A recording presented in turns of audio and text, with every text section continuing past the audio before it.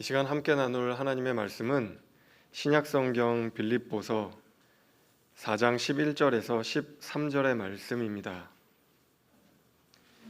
이제 제가 하나님의 말씀을 봉독해 드립니다. 내가 궁핍함으로 말하는 것이 아니니라. 어떠한 형편에든지 나는 자족하기를 배웠노니 나는 비천에 처할 줄도 알고 풍부에 처할 줄도 알아.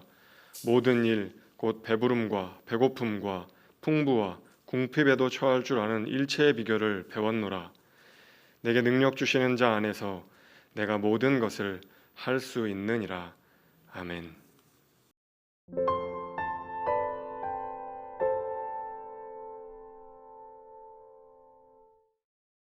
제가 어떻게 인사말을 드릴까요? 아시지요?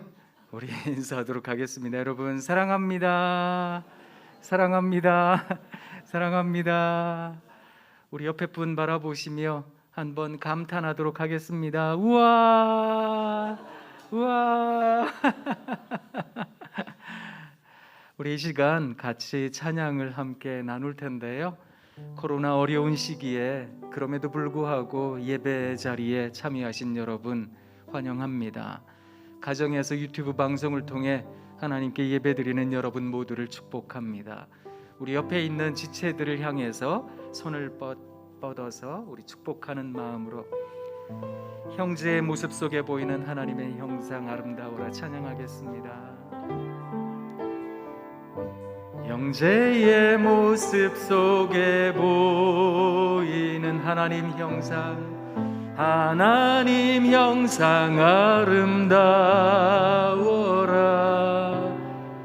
존귀한 주의 자녀 됐으니 사랑하며 섬기리. 옆에 있는 자매들을 향해서 자매의 모습 속에 보이는 하나님 형상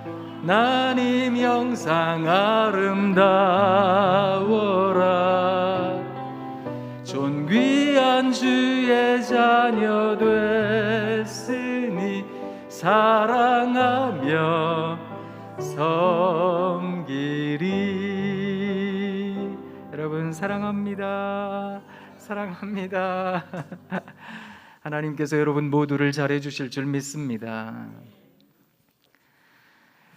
지난 금요일이 6.25 우리 민족 상전의 비극이 일어났던 71주년이 되는 날이었습니다. 참 전체 세계 지도를 꺼내놓고 보면 우리나라는 정말 손바닥만한 나라다 이런 생각이 드는데요. 그 큰 시련을 겪었음에도 불구하고 경제 대국으로 성장했다라고 하는 것이 하나님의 은혜가 아닐까 이런 생각을 합니다. 그렇게 우리가 어려운 시절을 견뎌냈듯이 이 코로나19 어려운 시절도 잘 견뎌낼 줄 믿습니다. 우리에게 능력 주시는 자 안에서 우리 모두가 승리할 줄 믿습니다. 오늘 설교의 제목은 인생의 어려움을 만나면입니다. 사실 이 뒤에 한 문장이 더 있는데요. 그게 뭔가 하면 인생의 어려움을 만나면 과연 자족할 수 있을까? 우리는 과연 주어진 현실을 수용할 수 있을까?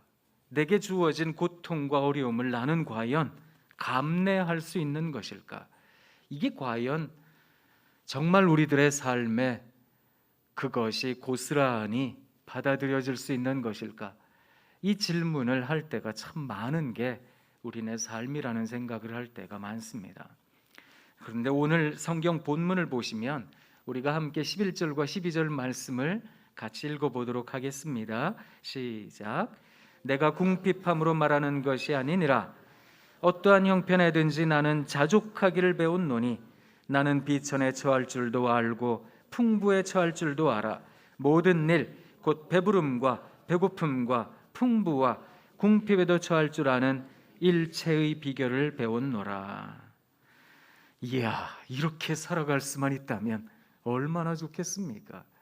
그렇지요? 사실 오늘 이 성경 본문에 있는 말씀은 바울이 빌립보 교인들에게 주었던 편지 글 가운데 일부입니다.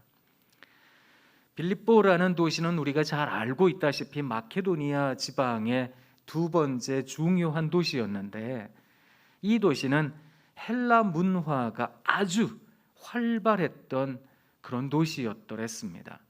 우리가 잘 알고 있는 대로 헬라 문화라고 하면 아무래도 헬라 철학을 이야기할 수밖에 없을 텐데, 이 헬라 철학 가운데 우리가 잘 아는 스토아 철학이라는 게 있습니다. 이 스토아 철학에서 가장 인간으로서 이상적인 모습으로 추구하고자 했던 유토피아적 인간상, 그것이 바로 자족이라는 것이었습니다. 그래서 이 사람들은 어떻게 하면 이 자족에 이를 수 있는 것일까? 내게 주어진 삶의 형편이 모두에게 만족을 주기란 어려운 거잖아요. 내가 원하던 것, 내가 바라던 것, 이게 다 이루어질 수 있는 것일까? 이것을 생각해 보면 참으로 요원하다라는 생각을 할 수밖에 없는 게 우리네 인생이 아닐까, 이런 생각을 합니다. 이것도 원하고 저것도 바랄 때가 많고, 이런 문제로 괴로워하고 저런 시련으로 아파할 때가 많기 때문입니다. 그래서 어떻게 하면 자족에 이를 수 있을까? 이 스토아 철학에 있었던 많은 철학자들은 금욕을 통해서, 그리고 수행과 고행을 통해서 이것을 이루어낼 수 있을 것이라고 보았던 겁니다. 근데 거기에 대해서 반했던 또 다른 학파가 있었는데, 에피쿠로스 학파라는 것이었습니다. 이 사람들은 사람이 아무리 노력해도 그 경지에 이를 수가 없을 테니까 그냥 현세적 쾌락을 즐겨봅시다. 그래서 이런 사람들은 쾌락에 집중하는 사람들이 되었던 겁니다. 근데 사실 이 스토아 학파의 철학이 가지고 있었던 금욕의 정신은 우리 동양에 있어서는 공자의 사상과 아주 밀접한 관계가 있다, 이렇게 이야기하기도 합니다. 공자가 한 번은 14년간을 어려운 수행길을 떠나게 되었습니다. 뭐 수행길을 떠난다라고 하니까 이게 뭐 잘 먹겠습니까? 잘 자겠습니까? 궁핍한 삶을 살게 된 겁니다. 진나라에 이르러서는 거의 뭐 제자들도 그렇고 공자도 그렇고 굶어 죽기 직전에 이르게 된 겁니다. 아사 직전에 이르자 공자의 제자였던 자로라는 사람이 선생님이 이야기한 군자의 삶이라는 것이 배고픔의 삶입니까? 이걸 물어본 겁니다. 그때 공자가 했던 말이 군자 고궁이라는 말이었습니다. 군자는 궁핍할수록 견고해지는 법이다, 이렇게 말을 했습니다. 사실 어렵고 힘든 삶이라고 하는 것은 사람을 형성합니다. 그래서 사람을 단단하게 만들어주는 것 같기도 합니다. 그래서 어떤 경지에 이르려는 사람들은 괴로움을 찾아가고 어려움을 자발적으로 받아들이기도 하는 것, 그것을 수행이라 고행이라 이렇게 이야기를 하기도 합니다. 이런 공자의 사상이 아주 잘 나타나 있는 조선 후기 시대의 명필 가운데 한 사람은 추사 김정희 선생입니다. 우리가 잘 아는 대로 추사 선생은 55세가 되던 해에 헌종 때지요. 그때 유배를 가게 됩니다. 제주도로 8년 7개월간의 유배를 가게 되는데, 사실 유배지로 보내졌다라고 하는 것은 뭐 대역죄인이 되었다, 이런 말이잖아요. 그러니까 그동안 가까이 했던 많은 친구들이 다 떠나가 버린 겁니다. 그리고 자기도 한양에서부터 아주 멀다라고 이야기되어졌던 제주도로 유배를 가게 되었으니 스스로의 신세가 얼마나 처량했겠습니까? 그런데 그때 잊지 않고 제자 중에 한 사람이었던 이상적이라는 사람은 끊임없이 이 선생님과 연락을 했던 겁니다. 이 이상적이라는 사람은 통역이었는데 청나라와 무역을 하면서 나라에 여러 가지 이 일들을 해나가면서 귀한 책들을 구할 때마다 선생님께 보냈던 겁니다. 제주도에.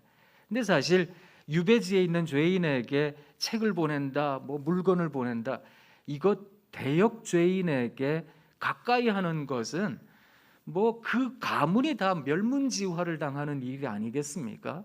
그러다 보니까 선뜻 나서는 사람이 아무도 없었는데 이 이상적이라는 사람이 선생님께 꼬박꼬박 좋은 책을 구할 때마다, 청나라에서 훌륭하고 정말 값진 책을 구할 때마다 선생님께 보냈던 겁니다. 그래서 추사 김정희 선생이 자기의 제자 이상적에게 그림 한 점을 보내게 되는데, 이게 우리가 잘 알고 있는 세한도입니다.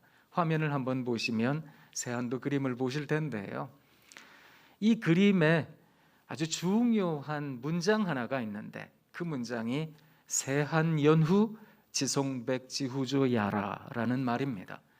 이게 무슨 말인가 하면, 아주 엄동설한과 같은 추운 그런 계절, 그런 한파가 몰아친 연후에 송백, 소나무와 잣나무가 늦게 진다, 그러니까 푸르름을 유지한다라고 하는 것을 알게 된다라는 말입니다.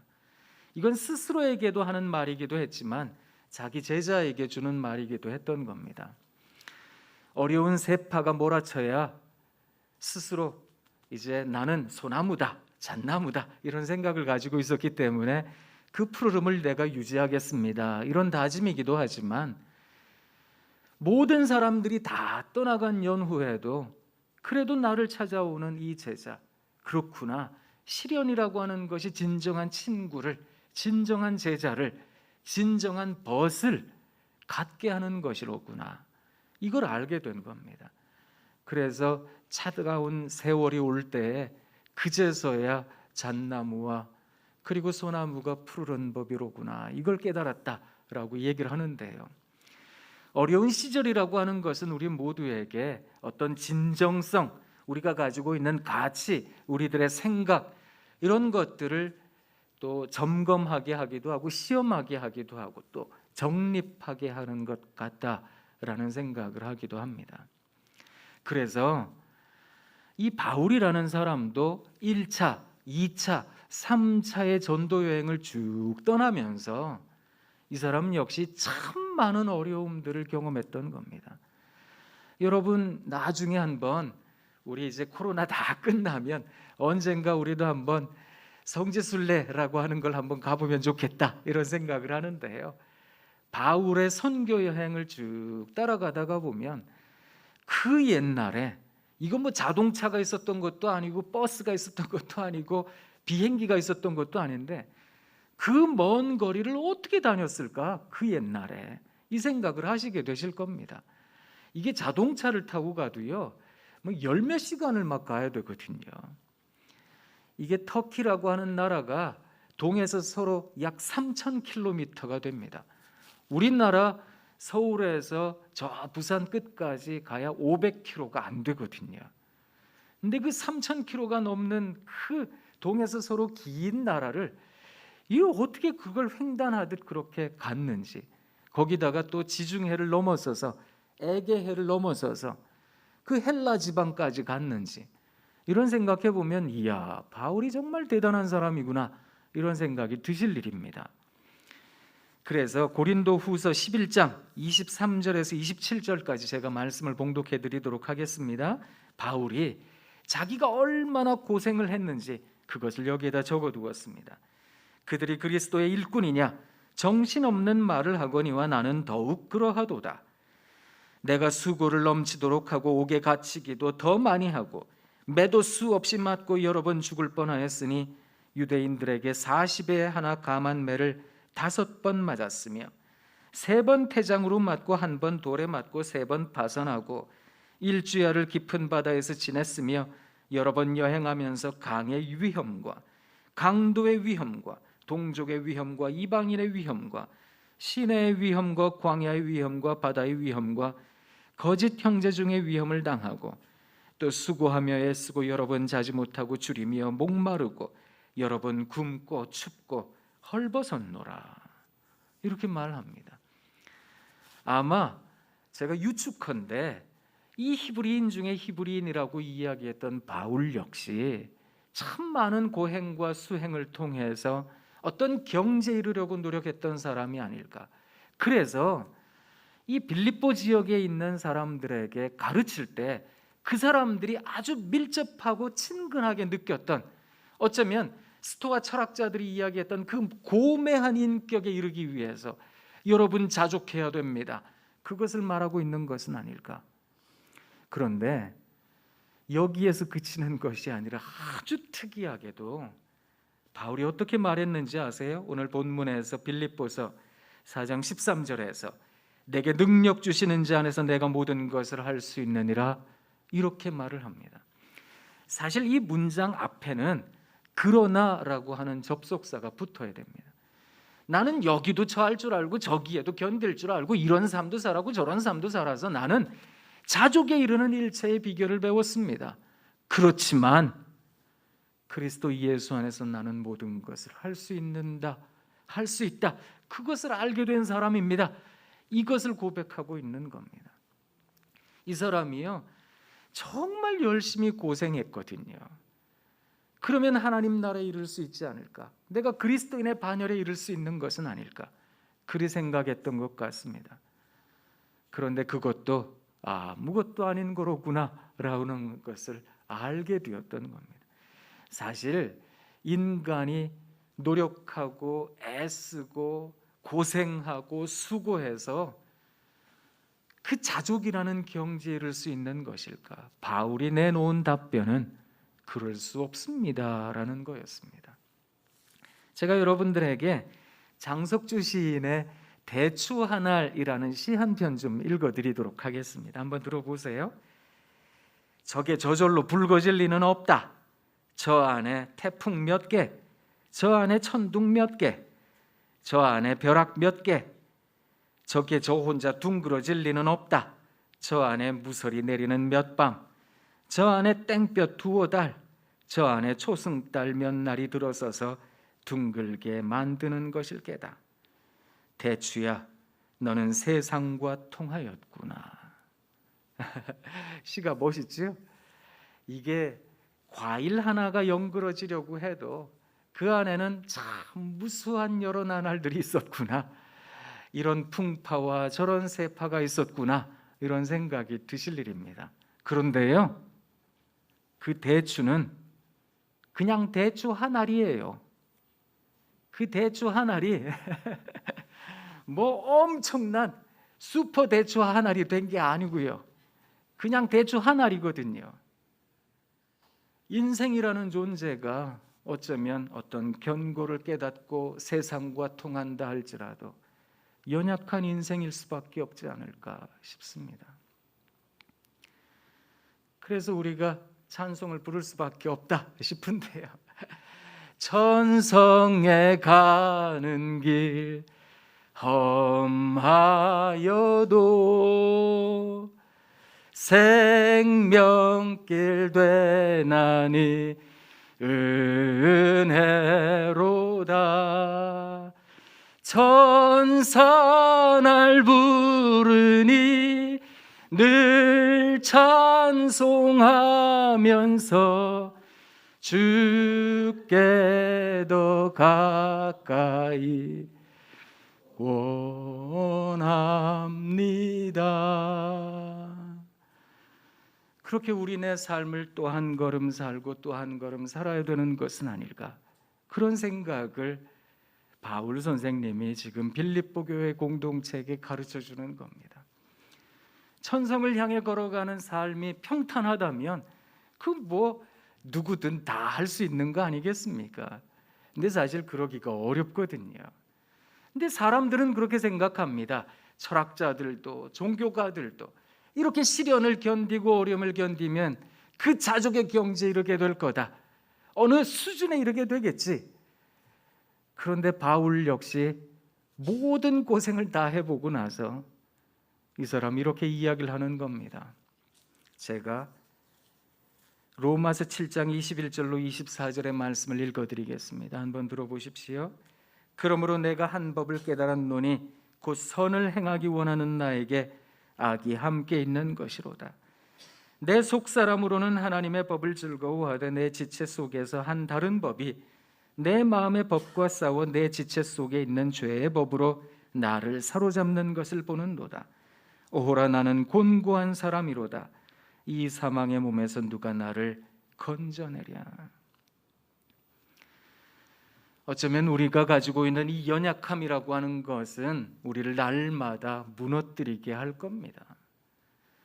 코로나19 감염증 시대에 살아가며 우리가 참 잘 견디고 있지만 그래도 부지불식간에 순간적으로 무너지는 일들이 있을 겁니다. 더군다나 요사이처럼 습기가 많고 또 날이 덥고 하면 불쾌지수가 막 높아지니까 이렇게 살면 안 되는데 싶다가도 누군가에게 버럭 화를 내고, 운전하다가도 막 신경질을 내고 저런 인간들은 다 죽어 없어져 버려야 되는데 그러고 이 세상을 향해서 스스로에 대해서 얼마나 파괴적으로 함부로 살아가게 되는지. 그래서 어려운 고난을 당하면, 인생의 어려움을 만나면 우리는 때로 비이성적이 되기도 하고, 이 철학자들이 이야기했던 그런 순수이성, 그 대단한 이성에 이르기보다는 날마다 무너집니다, 날마다 넘어집니다 하는 것이 우리네 인생이 아닐까 싶습니다. 바울이 지금 그것을 말하고 있는 것입니다. 그래서 또 한 번 더 인간에 의지하지 말고, 또 한 번 더 사람 바라보지 말고 자기의 노력과 수고에 집중하는 것이 아니라 내게 능력 주시는 자 예수 그리스도 바라봐야 됩니다. 그리스도 예수가 우리들의 복음입니다. 십자가 복음을 날마다 기억하셔야 됩니다. 그것을 우리들에게 또 한 번 더 일깨워주고 또 한 번 더 생각하게 하는 것입니다. 그래서 우리의 삶에 언제나 우리 주님께 집중할 수 있도록, 우리의 삶이 하나님 앞에서 언제나 예수 그리스도 복음에 합당한 삶이 될 수 있도록 그렇게 여러분 사셔야 됩니다라고 권면하고 있는 것입니다. 또 찬송 떠오르시지 않으세요? 세상과 나는 간 곳 없고 구속한 주만 보이도다. 이것이 나의 간증이요, 이것이 나의 찬송일세. 나 사는 동안 끊임없이 구주를 찬송하리로다.